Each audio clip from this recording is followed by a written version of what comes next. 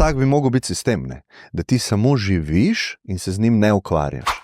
In zdaj se vsi, slehernik se ukvarja s sistemom, politiko, kako bi bilo boljše. Ne, večina folka se ne. Večina, jaz mislim, da ja. Večina folka mogoče govori o tem. Misliš, da nima mnenja, če vprašaš? Ampak to ni isto, kot da se ukvarja s tem. To meni marsikdo ima mnenje o fuzbalu, ampak niso fuzbaleri, se ne ukvarjajo s fuzbalom. A ja, tako misliš, da ga ne igrajo? Ja, sam govorijo o njemu, ne? Ja, ampak to ni isto. Danes imaš marsikoga, ki spremlja nogomet, ja?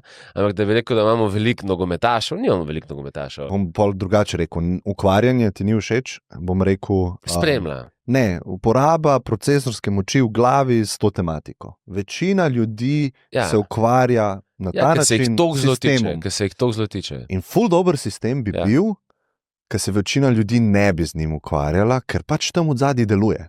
Recimo jaz dam šteker, jaz se ne ukvarjam z noter napeljavo, ker deluje. To je ful dobra analogija. Ja. In tudi pravo je tako, ne. Čim manj zakonov, sistem, ki bo dobro deloval, bo imel ful malo zakonov.